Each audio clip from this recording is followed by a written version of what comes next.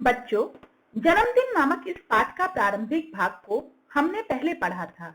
अब इस पाठ के शेष भाग का अध्ययन हम इस अंक में करेंगे। यह पाठ ऊर्जा की महत्ता और संरक्षण पर आधारित है।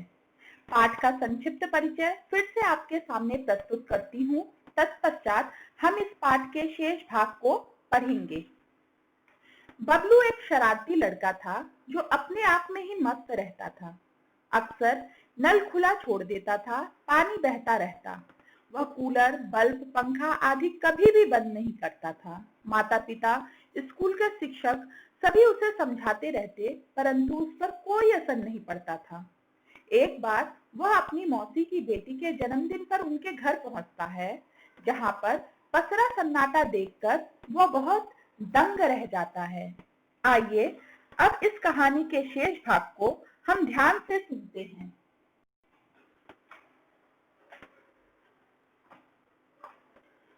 फिर पूजा की माँ ने आरती उतारी और मिठाई बांटी। हैप्पी बर्थडे के बोल सभी के मुंह से निकल पड़े।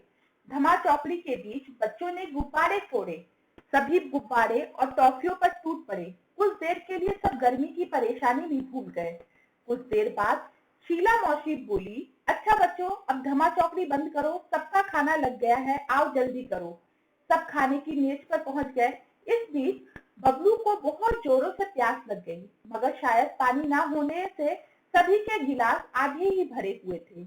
बबलू एक घूंट में ही सारा पानी गटक गया, पर उससे उसकी प्यास नहीं बुझी। फिर भी वह खाने में जुट गया। 2-4 कौर भीतर जाते ही उसकी प्यास और भड़क गई। वह प्यास से बेचैन होगा। गर्मी अलग परेशान कर रही थी। वह पानी पानी चिल्लाने लगा, लेकिन पानी का जग खाली पड़ा था। शीला मौसी मुंह बनाकर बोली, क्या बताऊं बेटे, इस ब्लॉक की पानी की टंकी की सफाई हो रही है। कोई बात नहीं बच्चों, अच्छा बुरा तो होता ही रहता है, तुम लोग खाना खाओ। अड़ोस पड़ोस में देखते हैं, कहीं ना कहीं से पानी तो मिल ही जाएगा। लेकिन इस आश्वासन से बबलू को कोई राहत नहीं मिली। प्यास से उसका गला सूखा जा रहा था। खाने का एक कौर भी गले से नीचे नहीं उतर रहा था। वो प्यास से छटपटाने लगा।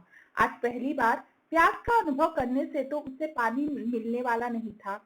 जैसे आज पानी को तो बबलू से अपनी बर्बादी का जी भर कर बदला जो लेना था।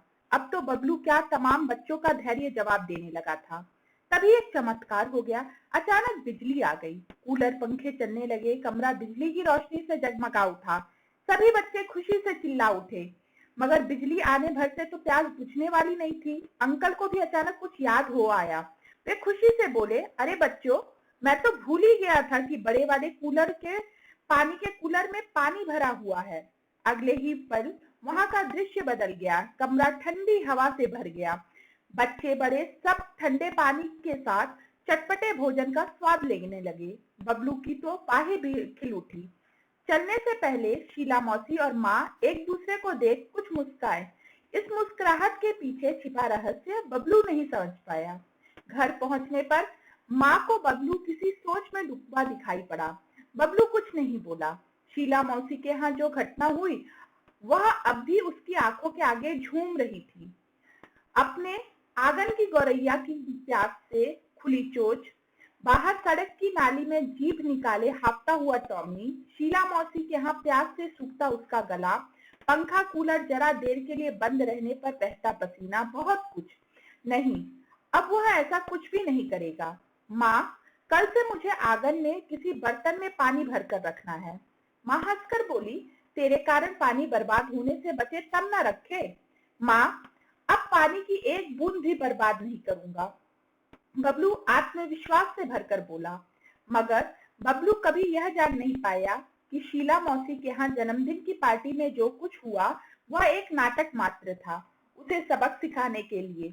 माँ ने चलने से पहले शीला मौसी को फोन पर बबलू की इस आदत के बारे में बता दिया था।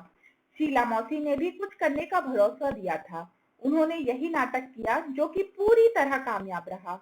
अब तो बबलू खुद भी अपने दोस्तों को समझाता है कि पानी और बिजली अनमोल है, इसे भविष्य के लिए बचा कर रखो।